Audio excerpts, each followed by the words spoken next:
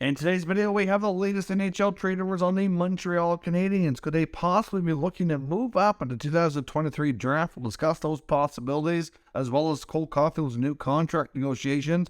Trade rumors on the Calgary and Washington as well. Big news in Ottawa regarding the potential ownership bid by Ryan Reynolds. We have a suspension in Edmonton, a big announcement in Philly regarding the new president, and some award nominations as well. All that coming up next.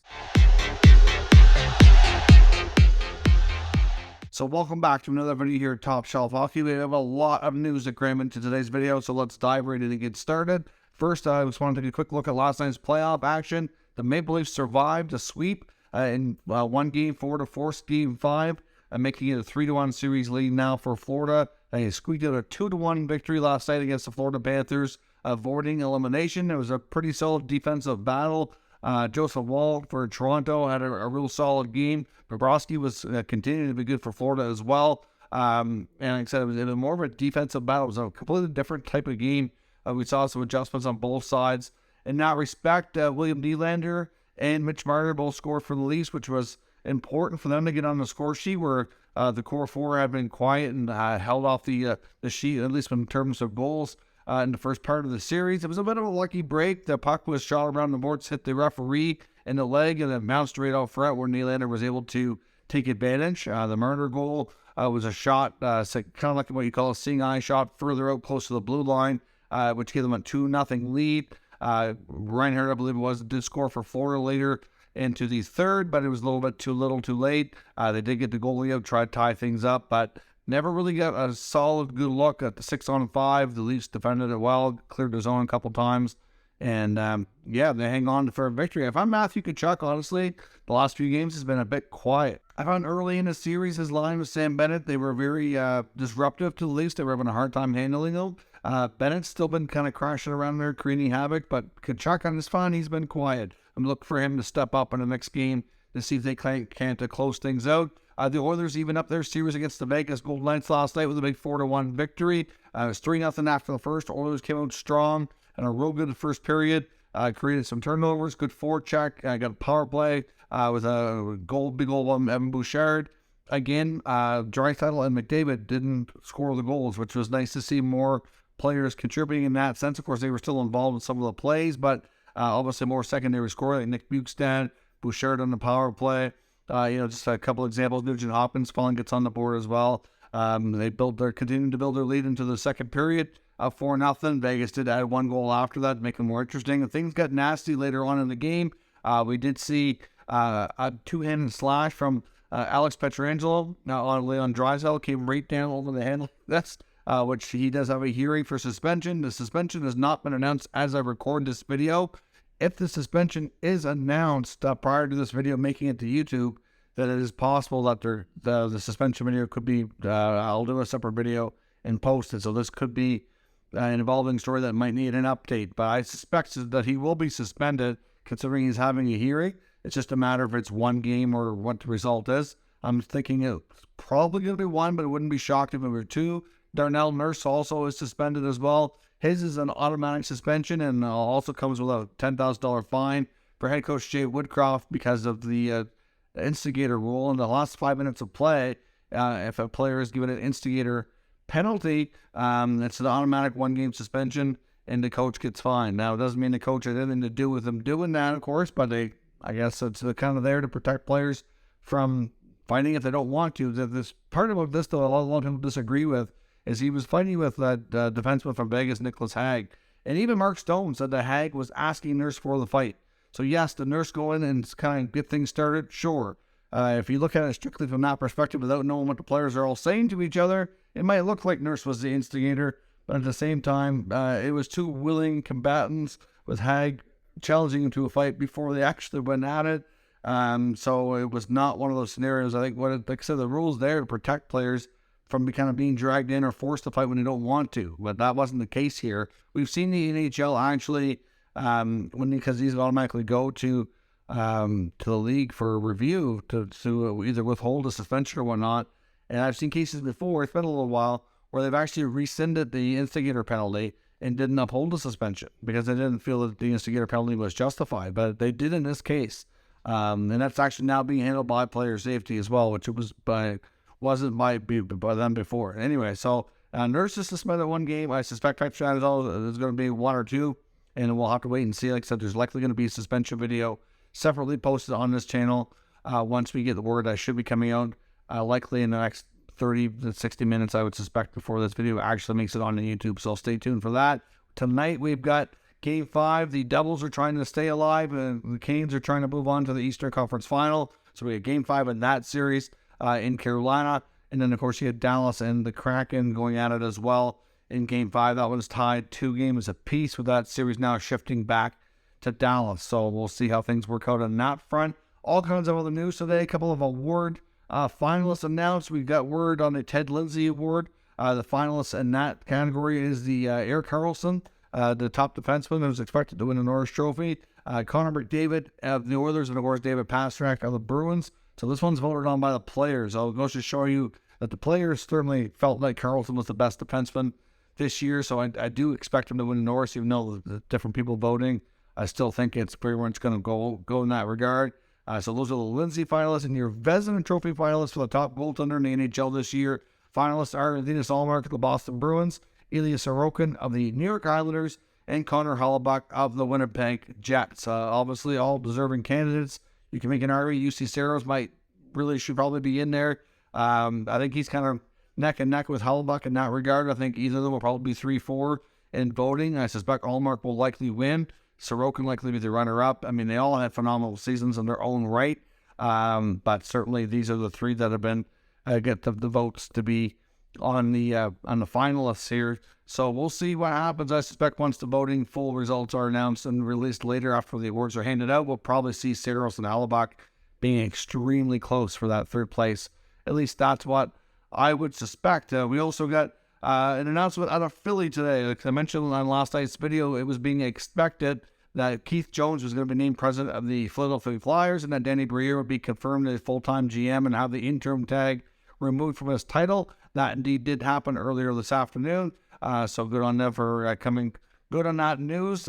Briere, as full-time GM, is no shock, no surprise whatsoever. I was a little bit surprised when Keith Jones was first mentioned. Like I said in the last night's video, I wasn't sure that he was the best candidate, given the fact that, yes, he's a smart hockey guy. He's been around the game a long time. Former NHL player. I've been in broadcasting media for a long time as well. But, I just thought they might want somebody with a little bit more experience. But after listening to some of the Philadelphia media, the ones who would actually know him a little bit better, more so on a personal level, I have a little bit more confidence that they've made an excellent choice here. Keith Jones was kind of defined as being somebody who's really good at relationship building, somebody who's obviously been around the game a long time, and through his years and several years of broadcasting knows a lot from all the teams. There's lots of contacts, lots of relationships. So from that perspective, it should be good. Because he's so good with relationships, he'll be that piece between the team and ownership as well. So he'll kind of let Briere and Tortorella do their thing, oversee things, and kind of, like I said, be more of the go-between between them and ownership. So from that perspective, I think he'll do good as well. Of course, he knows Briere well. Of course, they all should work together pretty well. My concern, though, is with the way they were doing things, is you've got a president now brand new to his role. As much as, yes, he's been around the league a long time, I'm sure he knows the game well, a smart hockey guy. And the other thing, too, about Jones, too, is he's been known and actually caught talking publicly about a lot of the things he feels are wrong with the franchise and the Flyers, being a former Flyer player as well. I'm sure keeps tabs on them maybe a little more than other teams. And he certainly has a good pulse of what the team needs. So I have no doubt he knows what changes need to be made and how to go about things. So from that perspective, and listening to, like some of the other media and other former Flyer players, like Chris Therien, for example, who's on the media side of the podcast, big endorsement from him. So certainly, and I know Terrian's not afraid to speak his mind and speak out if he didn't feel he was a good candidate. So that kind of reassures us that they made a good choice here. But the part that I found odd was that you got a brand new GM, a brand new president, and a very, very experienced coach, and a coach who's been spending a lot of time with the GM, but especially near the end of the season, wasn't always behind the bench, was letting his assistant coaches run the bench while he'd be upstairs talking player personnel. So he's going to be a coach with a lot of power, way more power than most coaches, if not just about any coach around the NHL. It's almost like your chain of command or your power structure is almost like inverted, with Tortorella being the most experienced, most powerful guy there. At least that's kind of the way it comes across. Whereas you got, a new GM who's been there a little longer than a new president who's been there even less time. So it just, I don't know, I thought they might have been going about things just a little bit backwards, but just because something is new and different, it doesn't mean it can't work. Like I said, a lot of people have lots of confidence in these guys, so we will see. I hope it works out.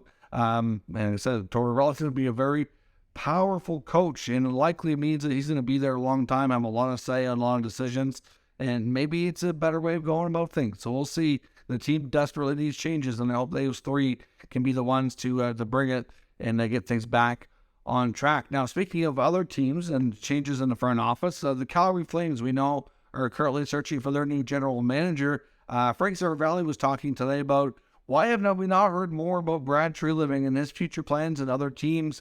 When there are openings, why has he not been mentioned more when it comes to being linked to some of these teams? It is because, according to Seravalli, the Calgary Flames are not letting him have permission to speak to other teams until his contract has expired. Technically, even though he's basically resigned and is parted ways with the Flames, his contract does not expire until June 30th. That's when all the contracts across the league work for all positions, and he's not technically a free agent just yet. So even though he's not going to work with the Flames anymore, and they both agreed to that, they don't have to allow him other opportunities, which seems weird. I mean, it seems like a poor way of doing business if this is true. I don't know why they would be petty that way. If he's not going to be there anymore, what's the difference? If anything else, they're probably just going to cause him to possibly miss out on other job opportunities. Because if he's going to get a role as a GM or a president or something along those lines, those are probably all going to be filled before then.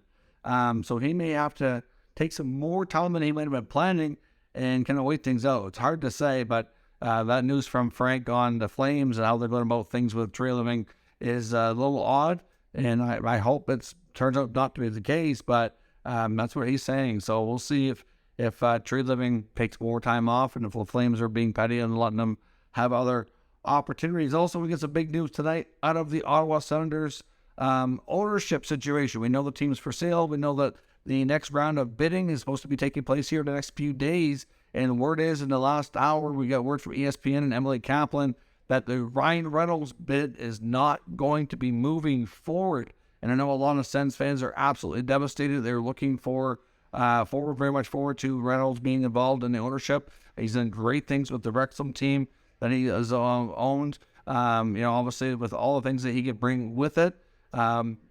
It's unfortunate, but basically how it sounds has gone down here is that his group had requested exclusive negotiating with the NCC in the city for the LeBreton Flats site for the new arena, and they were denied that. Now, that request would have gone through the Senators' board of directors because they're being run by a board right now, and the bankers that they've hired to oversee the sale of the team. So that's nothing to do with the NHL. That's not the league.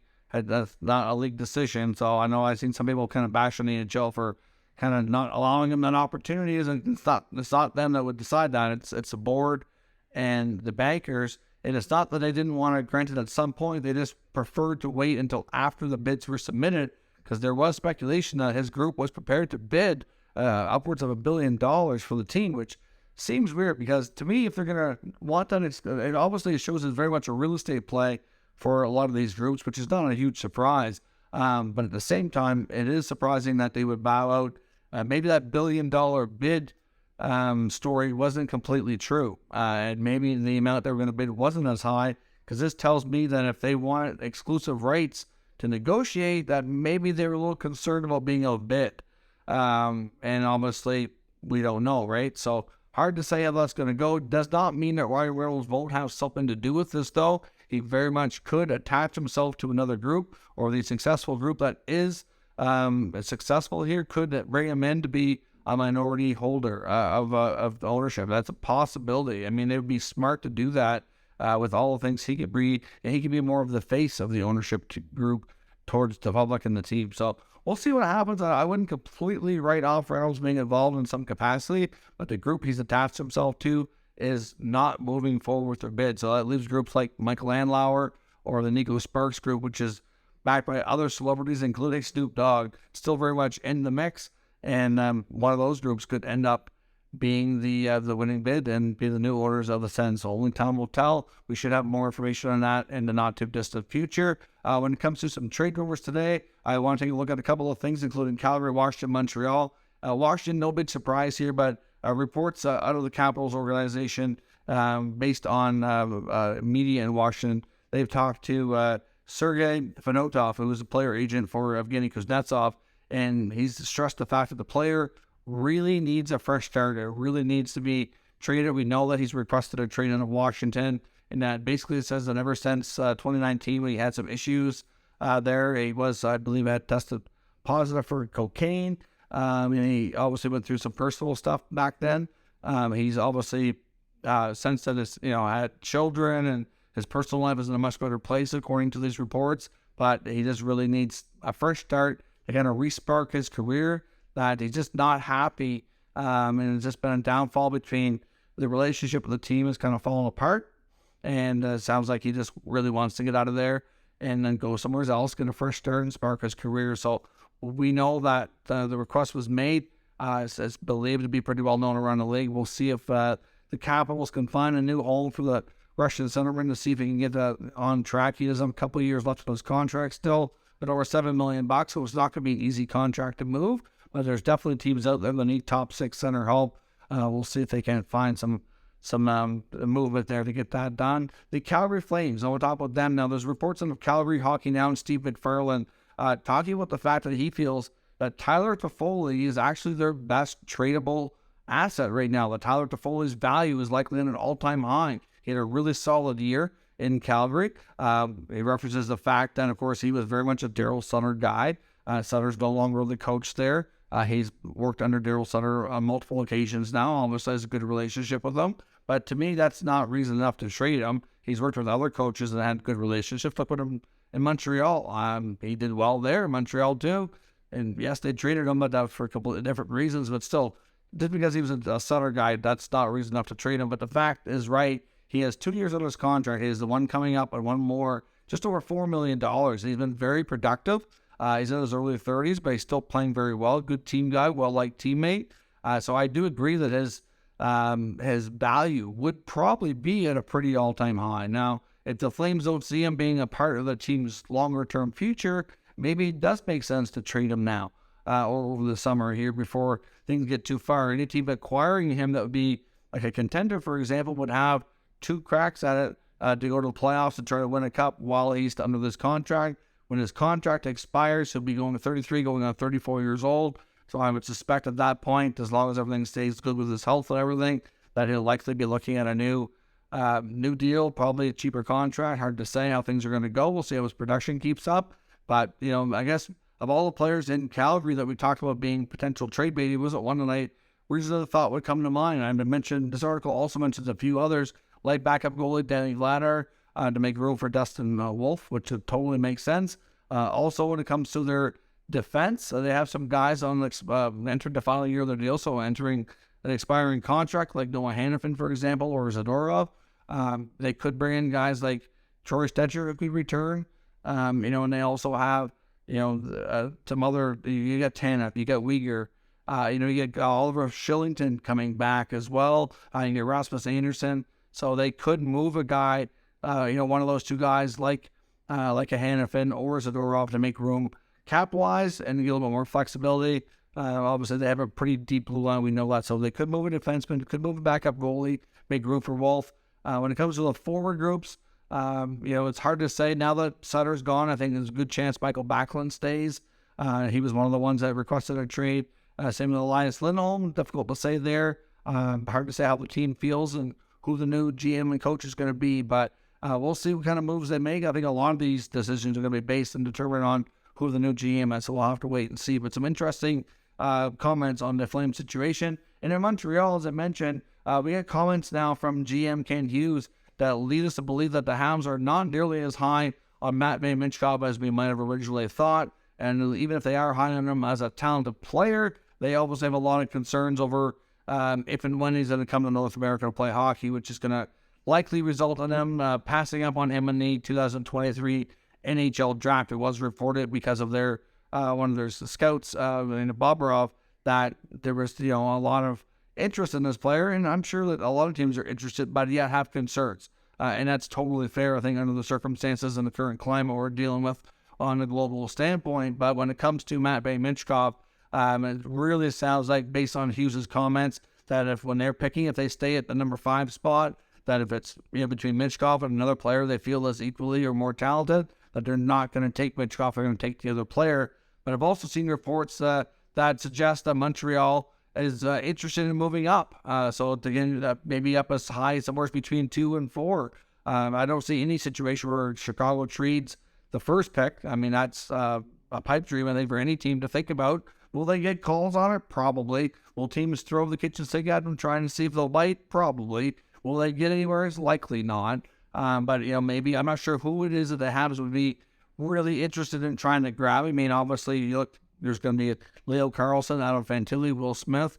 To me, it's probably one of those 3 players. So if they can even move up 1 spot, they'd have an opportunity to grab one of those players, which would probably be preferable. I mean, the 5 spot to me is still a good spot to get a good player, but if they can get into the top 3 or 4, would be a bit of an upgrade. And based on the players' availability, at least that's how things look here today. So we'll see. The other piece of news with Montreal as well, Darren Dreger was reporting on the Cole Caulfield contract negotiations and saying that one of the big deals they're looking at is comparable by his agent Pat Brisson is Timmy Stützle in Ottawa, who just inked a long-term deal, which will be kicking in this coming season, around $8 million a year. So obviously, similar age, Stützle's a center, Caulfield's a winger, so there is going to be a little bit of a difference that way, but they're both very much a goal-scoring type of player.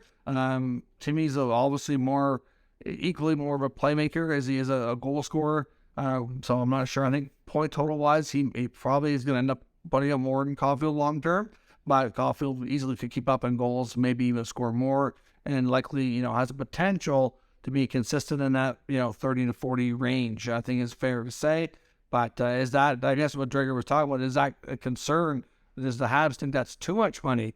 That could be a sticking point, could cause negotiations to drag on. So I suspect he's probably not going to sign for anything less than something comparable or close to that. So we'll see what happens. But Montreal will be a fascinating team to watch as we get closer to the draft and the free agent period as well. So let me know your thoughts on all today's news and rumors down in the comments. We'll talk about it further. If you're new to the channel, make sure you subscribe and stick around. We'll keep you up to date with the latest news, rumors, and analysis of all 32 NHL teams.